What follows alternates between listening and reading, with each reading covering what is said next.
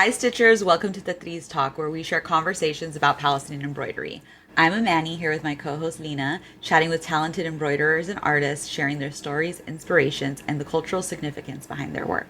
On today's episode, we're chatting with Paige Austin, the artist, activist, and creator behind the Instagram account S1E27. Welcome to Tatreez Talk, Paige. We're thrilled to have you. And before we get into the conversation, could we just talk a little bit about your Instagram handle? Because we literally just talked about that before going live.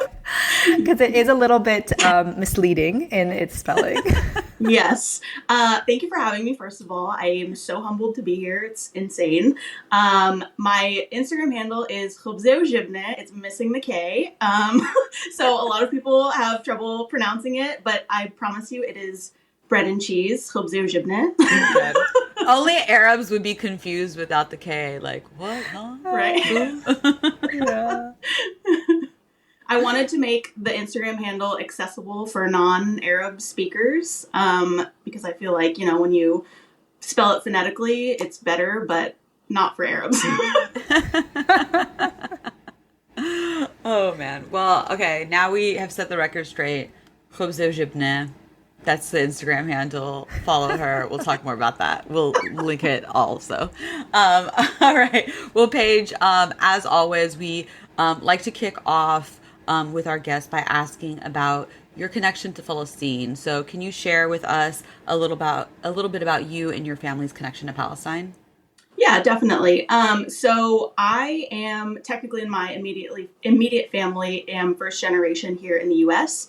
My mom was born in Al-Quds, or Jerusalem, for those of you who don't know. And then, so my Teta's family is originally from Al-Quds, and then after 48 from Beit Jala. My Sido side is from Ramallah. Always been from Ramallah. Falahi girl here. So my mom and my Teta came over a year after my grandpa in the 60s. So I believe she came here when she was 1. And I won't divulge the year because I think my mom would take offense to that. But in the 60s, they came over. And then I am half Palestinian, and then I'm a little bit more than half, says DNA tests, but the other side of me is Portuguese from Hong Kong. So, wait. Let's talk about that. To be Portuguese, obviously from Hong Kong, it's the colonizer of Hong Kong, so that's why it's not like something to be super proud of. Yeah. At the same time, it's kind of cool because through generations and generations, we're more Asian, so we get all the great Chinese food. But yeah. Oh, okay. Interesting. Okay. All right. Okay, wait. How did your parents meet? Maybe this will help. So I grew up in the Bay Area, actually. Hey. And they actually met working at a bank.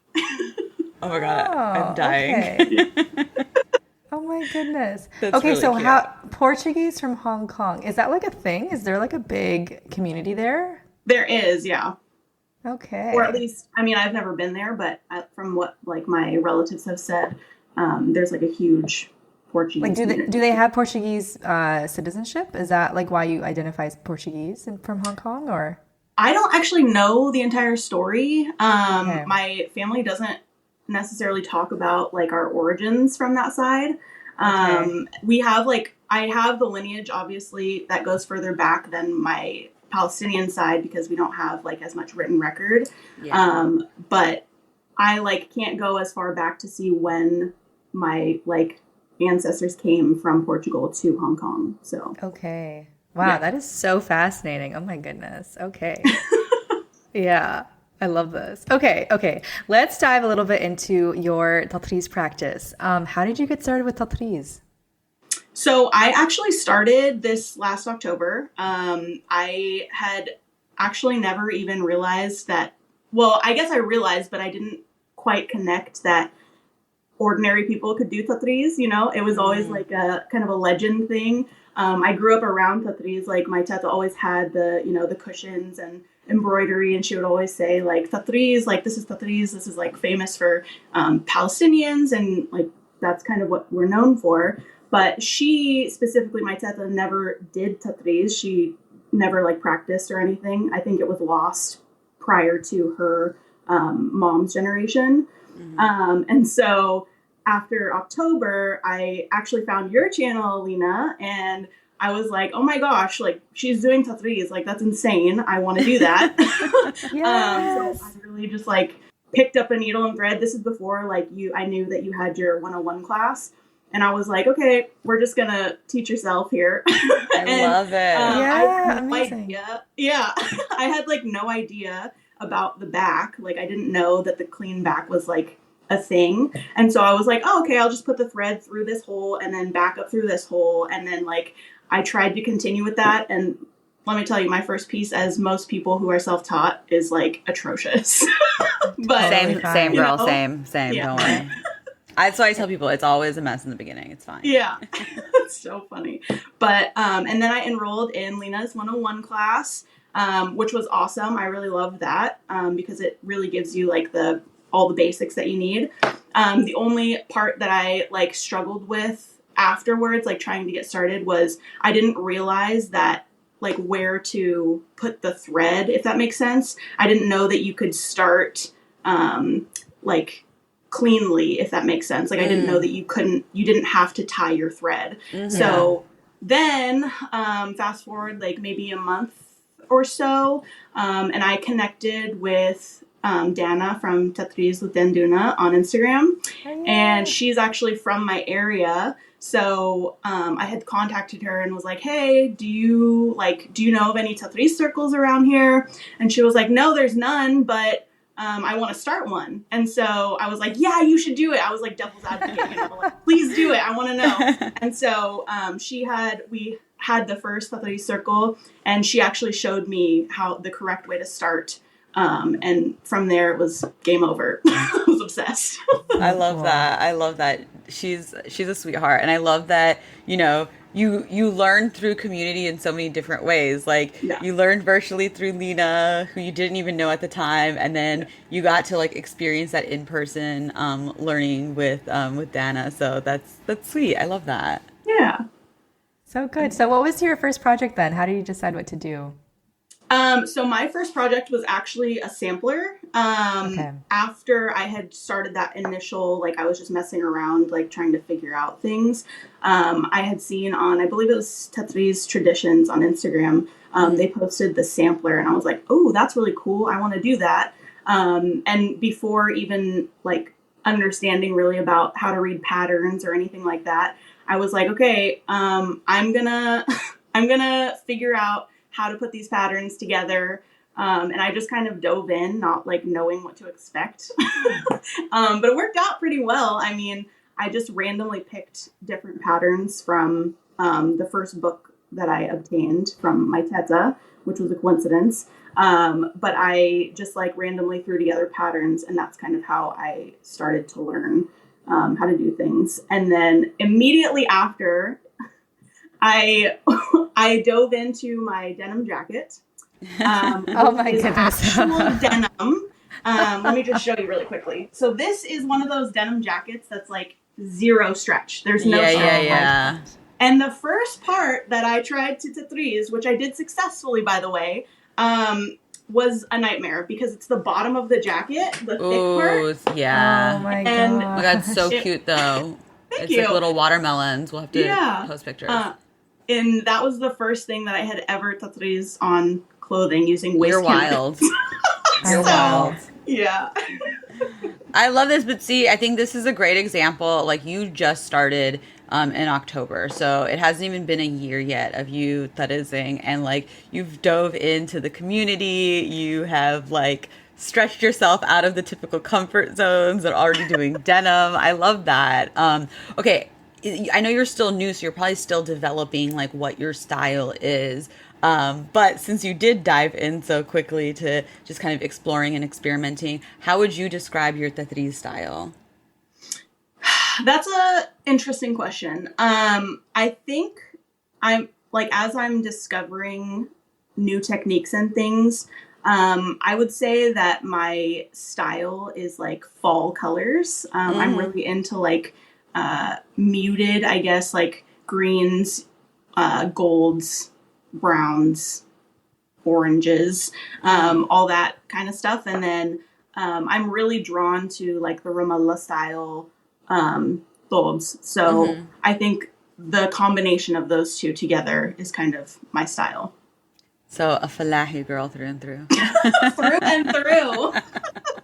That's so good, and I can relate to the fall colors. Definitely something that I love as well. You mentioned a book from your Teta. Can you talk more about like how what is your relationship with your Teta now that you've done Tatreez? Do you guys talk about it at all? Do you get her ideas? I'm curious about if kind of you're bringing Tatreez back to her, even though she never practiced herself. Yeah, actually, so that's a good question. So the book that I got from her was actually a gift to her from my uncle. And he just bought it for her because, you know, as like culture keepers, we're obsessed with anything Palestinian. And he thought that was like a really cool book to kind of give her a history and show. It's the traditional Palestinian costume book. So like the big one. It's a beautiful book. It's so beautiful. Yeah. And so she like used it as a coffee table book. Like she would look at the pictures, but didn't really like, you know, she didn't read it or anything. And so when I started, I was like, oh my gosh, Teta, like you have this book. Do you mind if I read it? And she was like, oh yeah, take it. Like, I'm not going to read it. Just go ahead and take it. And so I was like, oh my gosh, thank you. And so, I like dove in and like read through that whole book. Which was awesome. And then learning more about Tatreez, my relationship with my Teta is really good. Like she cooks, obviously, and I eat her food, which is really all you need to know about any Teta, right? But she really enjoys the fact that I'm like taking initiative and learning about our culture through Tatreez. And I teach her things, you know, that I learn, like facts about Tatreez. And she loves it. Like she'll genuinely sit down with me and like ask me questions about Tatreez and kind of like origin stuff that I learn about it. And I think she's just really impressed. And then I show her like all of you guys, all your work on Instagram. I introduced her like to Bisan from Tobna, and Bisan is like, my Teta like always asks about Bisan. It's so cute. Dead. That's so adorable. I love that. I love obsessed. That. Oh my gosh. But I think that even through me, she's getting more of a sense of community.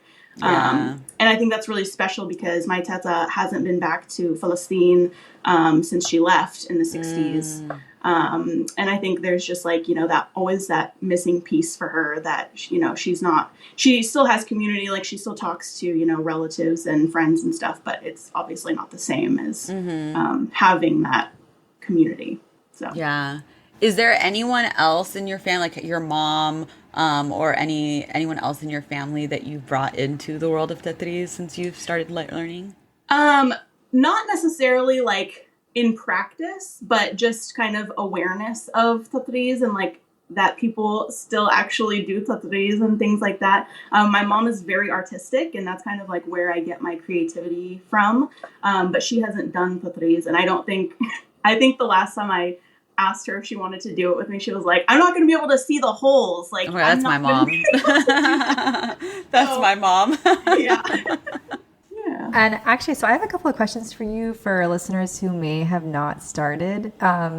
So one, I guess, what is the biggest piece of advice you wish you got when you were first starting out? And two, what is the number one thing that you've learned that has kind of stuck with you that you think is really amazing about Tatreez? So I think my advice to somebody that's just starting out or thinking about starting out would be, don't worry about like the details like right away. You know, you always hear of like the folklore of, you know, clean backs, right, Amani?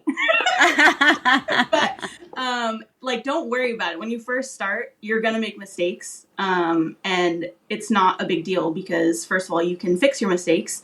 And second of all, there's always new things to learn. So you're not going to learn unless you try it.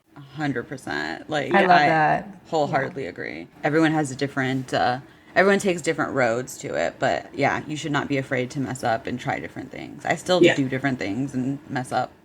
And Lena's seen me mess up and have a panic attack. Oh yeah, all the time, all the time. And I think one of the things that you like bring up such a good point is that like even if you do mess up, you can fix it. I think Tatreez is such a forgiving craft. It's such a forgiving type of art that like you really this is the best thing that you could do to make mistakes. You know what I mean? Because it's like always you can undo them, you can redo them, you can start anew. Like it's totally not a big deal. Yeah. Even you saying that, Lena, like kind of takes me to, so we were recently in Jordan and we went to Tatreez Center and we were talking to the women there about the dresses, and they were talking about how when, you know, with their old thwab, when a woman became a widow, she would then stitch on at the bottom, she would stitch on some blue. And then if she remarried, she would take it out and stitch in color. So it kind of like, it just reminded me like Tatreez is not stagnant. Tatreez is supposed to be constantly changing and moving. And I think by experimenting with things, that really like contributes to that. So don't be afraid to try things, y'all. Yeah. Like pick up your needle and thread. Definitely. And then the one thing I guess I would say that I've learned through Tatreez is a sense of community. So like growing up, I wasn't really in touch with my Palestinian side. Really, I wasn't in touch with any of my heritage from either side. It wasn't like, you know, when you grow up, it's not like you think about, you know, where you're from. And at least for me, growing up in the US, you know, as a California kid, I was just trying to like fit in. And I think that like even my mom, so like when she moved here, she still had like a little accent as like a 2 or 3-year-old. And when she like first started going to school, she was made fun of because she was different. And so like for her whole life, she just wanted to fit in with, you know, the American kids so that she doesn't get made fun of. And so I think she lost a little bit of that for like her Palestinian side. And she grew up just trying to like blend in, I guess, you know, and then transfer over to me. It kind of happened with me too, right? So like, I'm Palestinian in the sense that, you know, I've always grown up with Palestinian food, Palestinian like sense of family. But really that was kind of the extent. Like, it wasn't like I was like into learning about the history of Palestine or anything like that. And so I think Tatreez really like connects me more with our roots, because doing the craft that like my great grandparents used to do, like my great grandma was doing Tatreez, and now I'm doing Tatreez. And so there's just that little connection, even though I never met her or any of my, you know, ancestors, you have the connection. And I forget who said, I think a kid said it in one of Wafat's classes, right? That she said that, she said, "Mama, my hands know how to do this," or something like that. And the first time I picked up a needle and thread, I totally felt that. Like, it was insane. Like, I was like, I know how to do this, and I don't know why I know how to do this. Like, it's very weird. And so I think that Tatreez really, like, it brings full circle for me, is that community, the sense of community that it brought to me is like, now I'm friends with, you know, Palestinian women, and because I didn't grow up with that sort of community, now it's like so special because it's like that thing in my life that was missing. And it's that sense of community with, you know, our own people, with being around other women from Palestine, that have grown up in the diaspora. We all have like kind of the same, you know, feelings towards it. And it's just like an amazing connection. I don't know how to explain it other than that. Yeah. I think we can all relate to that. Yeah. Yeah, it's like something like being part of something bigger, you know, than just you. And that can be really powerful. I mean, and I know like, I mean, I've spoken about it several times, and I'm sure Imani has similar sentiments, but like when you grow up kind of disconnected from a place that is so clearly a part of you, you have a crisis, you know, you go through this crisis, no matter what the thing is. Like for me, it was, you know, I was never Arab enough for the Arabs, and I was never Latin enough for the Latinos. Like that was never even, like, I never even considered it, to be perfectly honest.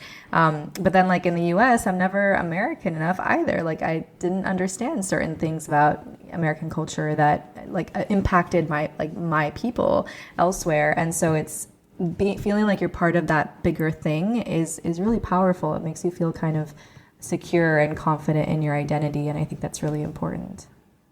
Yeah, and that's actually a really good point, is like, I feel exactly what you just said. Like growing up, so I played softball like my whole life, and I grew up in a town in Northern California that is predominantly white. And so like I never really thought about it, you know what I mean? Like growing up, it was just how I grew up. It's where I was from, technically. And I think that I like grew up, I always had friends and things around me, you know, playing sports. You just kind of have that sort of community, but it always felt like I was missing something, like something was not quite right. And like retrospectively, I look back and that's what it was, is that I didn't have that community that my body was like looking for. Like my soul knew something was missing, but my brain didn't know what it was, if that makes sense. And I don't know if Arabs would be able to relate to softball. Have you talked to I'm just thinking about that conversation. And I was the only Arab softball player that I had ever met, so I believe that. Okay, but also like diving into like, you know, I love how you talked about building this like community through Tatreez, which I think a lot of us have a similar sentiment. But can you also just share with us a little bit more on how Tatreez has really helped build your confidence in your Palestinian identity? That's a good question. So I guess it would kind of go back to the building of the community. So, you know, when I started Tatreez, I found Lena and I was like, wow, like I like watched all your videos and I was like, this girl sounds exactly what I am thinking. Like she's saying the things that my brain is telling me. And so when I met Dana, she was just so sweet, you know. And when we connected, it was like meeting a sister that I didn't know existed. And so like seeing someone who is aggressively Palestinian, you know, actually like accept me for who I am and like understand that growing up in the diaspora is hard and you don't necessarily like feel like you belong. She kind of like took me under her wing, you know, and was like, you know, I'm here for you, basically. And so through that Tatreez circle, it just kind of gave me confidence because I did feel Palestinian enough, even though, like, you know, sometimes you don't, if you're half or, you know, even just a portion of Palestinian, you're like, maybe I'm not, you know, I don't have any say on what is Palestinian enough. And then when you have someone who is, you know, more Palestinian than you, is like accepting of you, it like, that changes your whole perspective of everything, you know? That's really beautiful. I'm really glad that you were able to find that and that the Tatreez community has like been open and welcoming to you. And I hope other people, other Palestinians feel that, because it is, as Lena was saying earlier, as you said, it's hard.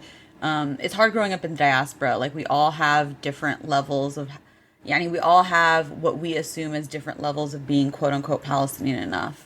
And I think even Wafat might have said it too, like in her classes, like Palestinians tend to be the hardest on ourselves. And I think that goes for us in diaspora and like, you know, being comfortable enough with our identity and being comfortable enough being Palestinian enough. So I'm glad that you feel that, because you are. Yeah. Can we also, so Paige, kind of going from there, obviously, like you have dove into the world of Tatreez, you've dove into the community of Tatreez. What is next for you? Like what projects are on the horizon, Tatreez related and Tatreez adjacent, if you will? Sure. So first, I guess I can go over, so two of my pieces that I had worked on were featured in an exhibition in New York, which was really cool. I was like so honored that the curator picked my pieces to be in that show. And that was really cool. And then I actually just created an online shop. It's Etsy right now, but eventually, hopefully, it'll be my own website. It's Wandering Camel Goods. And that right now, I am making pendant necklaces that are made from broken pottery from Al Khalil. And they look like this. So cute. We'll post pictures. Thanks. But I am selling those, and I do like a drop like once a month so that everyone has a chance to get some, because they're time consuming to make. So for sure, the drops are like spread out a little bit because it takes a long time to make them. But then, yeah, so I plan on doing that on Wandering Camel Goods. And then there's also a book coming out that was created by some community members. And I don't have a list of everybody who was involved. But basically the book is called Passport of Witness, and it features excerpts from people who are in the diaspora and their stories about Palestine and their connection to Palestine. And it's super amazing. And honestly, I have to tell you that, so my friend that I met through the community, through Tatreez, Ren, she actually told me about the project, and I submitted an excerpt for myself for the book. And that should actually be coming out, I think, like in the next couple of months. I don't have an exact date or anything, but you should check out that project because it's really cool. 100%. Like, are you kidding me? That sounds You amazing. let us know when it drops, and we're on it. Like, okay, yeah. I can give you the link to the person that actually is like doing the publishing, because she's an artist and she's like amazing. So, oh my God, yes, please share, and we'll share with the listeners. And I want to ask really quickly. I feel like I have a million questions on the project you're working on, but the first project you talked about, you have 2 pieces currently at a show in New York. That's amazing. I am a big proponent of this because I highly believe that Tatreez is art, and why shouldn't it be hanging in galleries and museums along with that boring ass fine art? Sorry, I cursed. I try not to. But can you tell us about that journey, like how this came to be, if this is something that you want to venture more into the future? Tell us everything. Yeah, so I actually entered my pieces through an Instagram thing that I just randomly stumbled across, and it was like calling all Tatreez or Palestinian artists, like, we want your stuff, and they accepted my work. My first one, which was Flower Power, it's like the outline of Palestine with the flowers around it, and I had submitted that and it got accepted, and then I had finished the one with the key, which I call Spring of Return. And and so I messaged the curator separately and was like, hey, I know I submitted this one, but would you also want this one so that it's like a set and it's not just, by itself? She was like, oh my gosh, yes, I would love it. And so I sent my stuff off to New York, and that show, I believe it was a week long. It was called Tapestry Gallery. And it featured basically a bunch of people of color, or women of color, and like all of their work. And so it was like really humbling to like actually be included in that. And as far as like gallery work goes, I don't know if that's like my avenue that I'm going towards, but it was kind of cool. Like it was, it was really special. So Mabruk. Wait, they were beautiful pieces. Thank you. And I remember seeing the posts or like stories of friends who went. Unfortunately, I didn't know about it, or maybe I wasn't in town. I remember like something happened that I didn't get to go, but I remember seeing stories and I was like, oh my God, I know that. I like know those designs. Did you make it out here for it at all? No, I didn't. So actually the show was over when my birthday was. Okay. And I had already had plans for my birthday, and so I didn't get to make it, but virtually it looked awesome. I wish I could be there. And were the pieces up for sale, or it was purely just for people to enjoy and see them? So one of my pieces were up for sale. I don't know about everybody's, but I didn't want to sell one of my pieces because it's really special, and I didn't want to remake it all over again. But we understand. Yeah. 100%. Okay, I wanted to talk a little bit about those pendants because those sound gorgeous, and I'm about to go to your Etsy shop right now. How did you get the idea? Where does the pottery come from, like specifically? And how did you already know how to do pendants beforehand, or is this something that you learned? No, I did not know how to do pendants beforehand. So what happened so Rasan from Yusra and Company, or Yusra and Co., she was doing a live unboxing of her pottery that she gets directly from Al Khalil. And she kept opening these boxes and was like, oh my God, my mailman hates me. They're all broken. Like, this sucks. And so when I was like watching her doing the unboxing, I was like, man, that's awful. Like, I don't want her to throw it away. There has to be like a different thing, like something that we could do with that.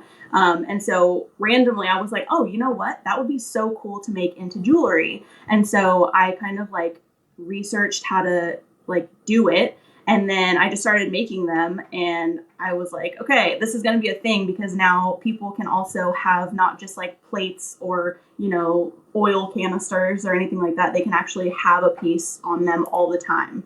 And then that way the pottery, the beautiful handwork, doesn't go to waste. So that's kind of where that came from.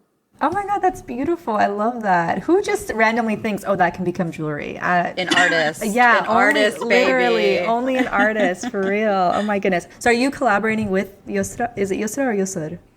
It's Yusra, I think. I'm Yusra. Not 100% sure, on pronunciation. But we are collaborating technically. I think she's trying to give me some space to like figure out how to like do it on my own before we do any further collaboration. But it's going pretty well so far. It just takes a little while to actually make the pendants. And if you go to my Etsy shop right now, there's only 2 pendants left, but there will be another. Running.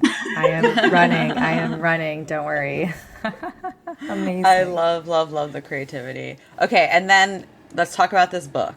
Like, I know you said you submitted an excerpt, but like, how did this come to be? Like, is it stories of Palestinians in the diaspora, or just in general? Okay, so tell us. So I think that we had the option to like, there were some prompts, and then you could answer the prompts in whatever way you wanted to.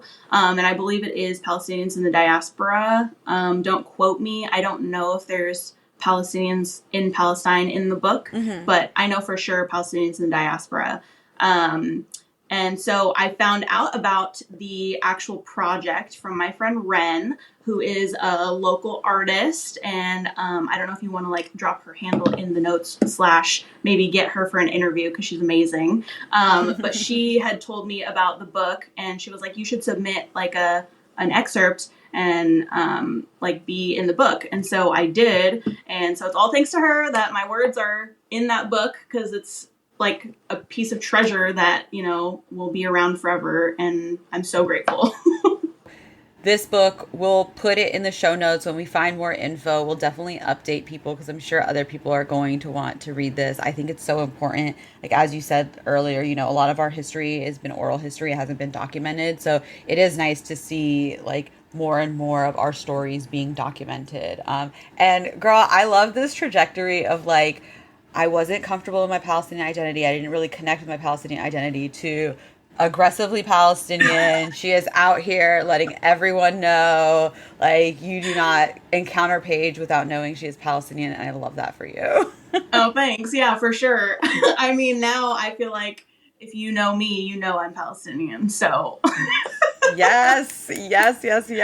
Oh, amazing. Okay, Paige, before we say goodbye, I know we kind of touched on this a little bit earlier, but wanted to see if you had anything else to add on here, but want to talk about any of the major life lessons that you have gained from Tatreez. Yeah. So, major life lesson, like first and foremost, is sense of community, for sure. Like, community is so beyond important. And I think, now that I actually have the community part of Tatreez, like, there's no going back. Like, there's no being non-Palestinian anymore. You know what I mean? Like, there's no undiscovering of your Palestinian side. And I think that a big part of that is being unapologetically Palestinian. So, for all my girls out there in the diaspora who don't think they're Palestinian enough, just know you are, and you are Palestinian enough for all of us. So 100%. Yes, yes, yes, yes. So good. Amazing. All right. Can you tell the listeners where they can find you? We will obviously link everything in the show notes, but where can they find you if they want to connect and see all of your beautiful work? Yeah, I'm on Instagram at khubze and then also Wandering Camel Goods. Amazing. Thank you, Paige, so much. This is awesome. What a great conversation. Thanks for having me. Of course. Thanks for being here. We'll talk to you soon.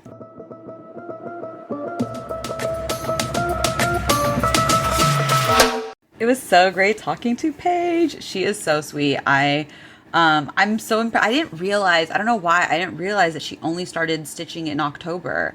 And she's like, she feels like such like, I don't know, she feels like such a part of the community, like the Tatreez community. Yeah, she's adorable. And she's coming to our Tatreez retreat in September. So we're excited to like finally meet her in person, which would be really fun. So good. So you guys haven't met because she said that she's from the Bay Area, right? I know. Well, so she's from the Bay Area, but she does not live in the Bay Area. She lives in like Northern California now. We were actually supposed to link up a few weeks ago, and then it didn't, like the timing didn't work out. But you know, maybe we'll meet before the retreat, maybe we'll meet at the retreat, but like by the time we do meet, it's going to feel like we already know each other. Oh yeah. Oh yeah. It's already, yeah, that's past. I mean, yeah. And you know, what's really wonderful about seeing people come into Tatreez like now is they bring all of these really unique ideas. There's like all the projects that she mentioned are so innovative. They're very creative. They're also like still celebrating our culture, but in a way that maybe has a different kind of reach to people. And I think that's incredible that she was able to like really just lean into that and do her art the way that she does it. That's incredible. Yeah, I love that. And you know me, I am a big proponent of the idea that Tatreez is very much art.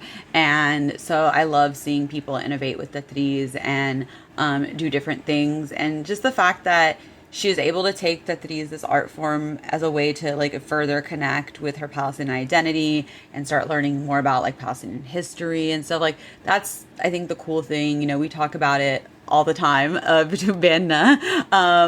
it is the cool thing of like on the surface, Tatreez can feel like frivolous, like, oh, it's like it's embroidery, it's like cross stitch, whatever, and that's like the surface, like the surface view of it for people who don't really understand and know Tatreez. But once you step into those worlds, you start understanding the different layers of Tatreez, and like it is so much more than just cross stitch. It is our identity, it is our history, it's our creativity, it's our innovation. So I love seeing the fact that Paige was able to embrace that so quickly and so quickly found like a community. Like Yes.